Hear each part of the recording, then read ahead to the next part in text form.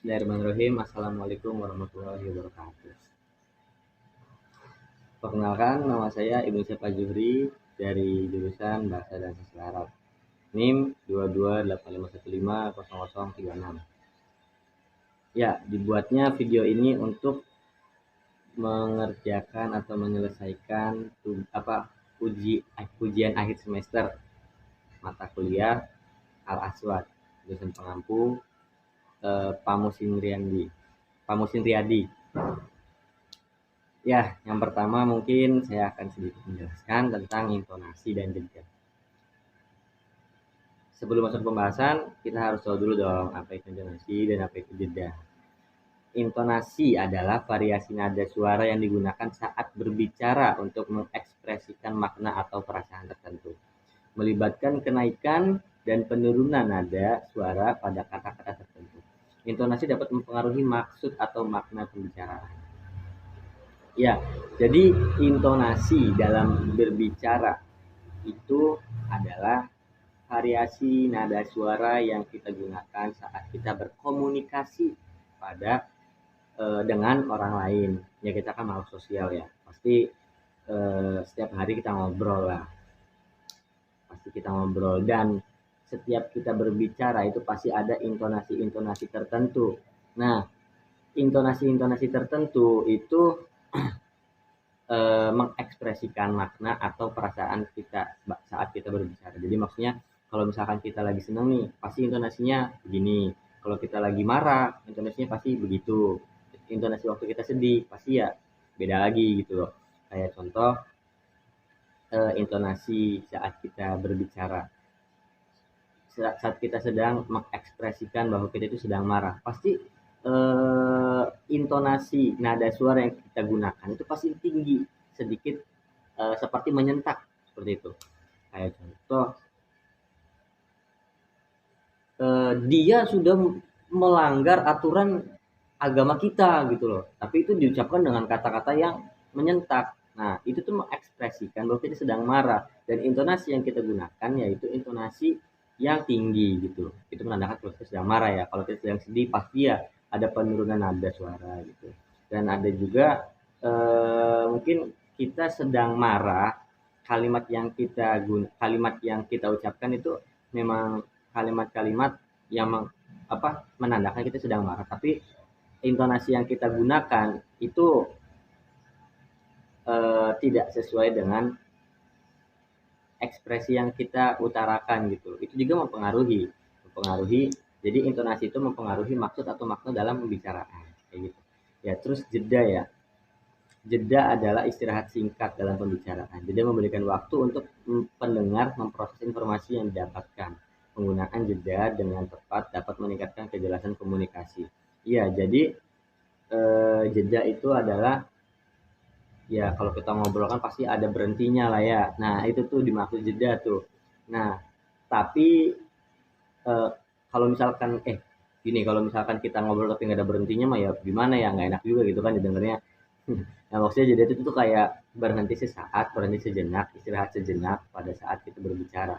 Gunanya apa? Gunanya untuk pendengar atau lawan bicara kita itu memproses, menyerap, memahami apa yang kita ucapkan dan apa yang dia dengar kayak gitu. Dan di sini dikatakan penggunaan jeda dengan tepat dapat meningkatkan kejelasan dalam komunikasi. Jadi jeda juga harus tepat waktunya gitu. Kenapa? Karena kalau misalkan tidak tepat dalam jeda gitu. Misalkan kita ingin mengutarakan atau berbicara satu kalimat nih, satu kalimat.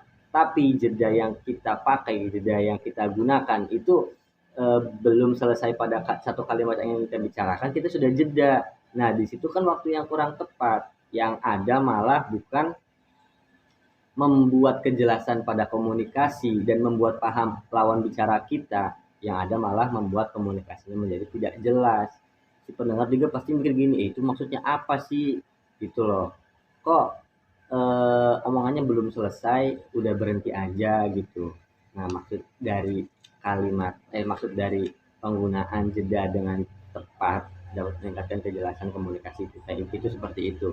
Jadi jeda juga ada bukan aturan sih, tapi lebih ke timing yang tepatnya gitu loh untuk jeda itu kapan, kayak gitu. Karena itu mempengaruhi juga kejelasan dalam kita berkomunikasi dengan lawan bicara kita. Lanjut ke materi yang berikutnya, ke materi yang selanjutnya itu tentang asimilasi dan disimilasi.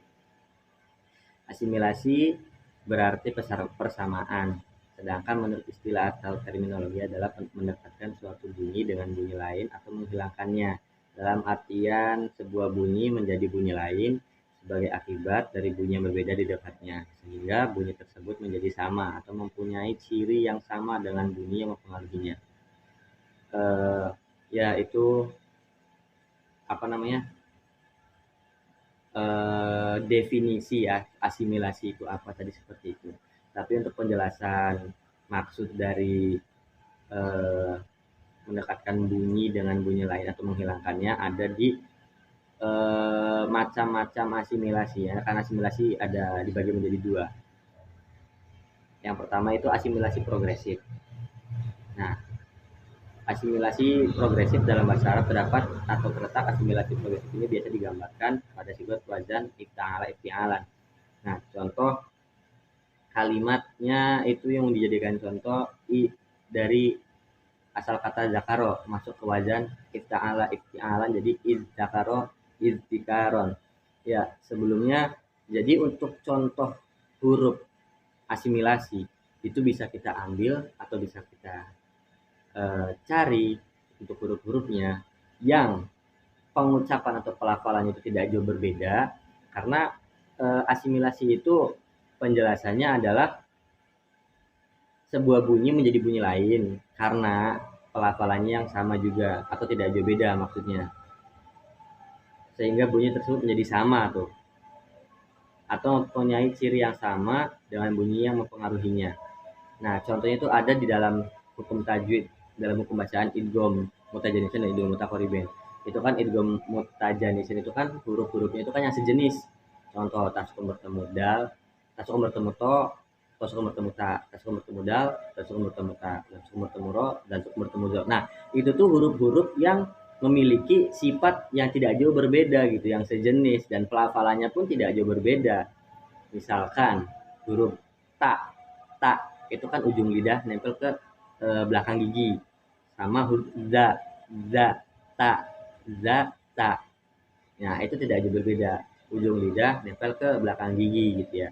Nah, itu tuh bisa mempengaruhi pembacaan dalam kalimatnya gitu loh. Contoh tadi kan zakaro iztikaron.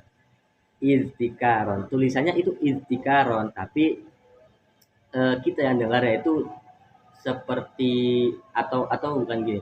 Atau itu bisa dibaca menjadi idzakaro atau idzakaro. Huruf tanya itu dihilangin. Karena memang mempunyai ciri atau jenis yang sama dalam pelafalannya gitu. Dan emang penjelasan dari asimilasi juga seperti itu. Dan untuk asimilasi progresif progresif sendiri yang tadi ya dakaro contohnya berpengaruh sebuah bunyi pada bunyi sesudahnya gitu. Nah, bunyi sesudahnya itu huruf ta karena awal itu da ya. Dimana bunyi ta bersuara ta berubah menjadi bersuara dal karena dipengaruhi oleh sifat bunyi da yang bersuara. Karena memang pelafalan huruf ta, da dan da itu tidak jauh berbeda. Dalam asimilasi itu mempengaruhi huruf setelahnya itu huruf ta. Jadi dalam pembacaannya itu bisa dihilangkan untuk memudahkan juga kita ya. Terus contoh lainnya bisa kita cari huruf-hurufnya di contoh huruf idgham mutajanisin dan mutaqaribain. Mutajanisin itu kan huruf yang sejenis dan mutaqaribain itu huruf yang dekat. Dekat maksudnya tuh dalam pelafalannya itu tidak jauh berbeda. Terus ada asimilasi regresif. Kalau misalkan asimilasi pertama itu mempengaruhi huruf sesudahnya, ini mempengaruhi huruf sebelumnya gitu. Contoh akhotu, tulisannya aghotu, da dan ta lagi, da dan ta itu bisa kita baca menjadi akhotu, akhotu. Itu huruf za-nya dihilangkan karena dalam asimilasi regresif itu mempengaruhi huruf sebelumnya. Kalau yang tadi yang awal itu mempengaruhi huruf sesudahnya, ini sebelumnya. Jadi kita bisa baca menjadi akhotu. Ya, kayak gitu. Terus disimilasi. Disimilasi merupakan perubahan bunyi dari dua bunyi yang sama atau mirip menjadi bunyi yang tidak sama atau berbeda.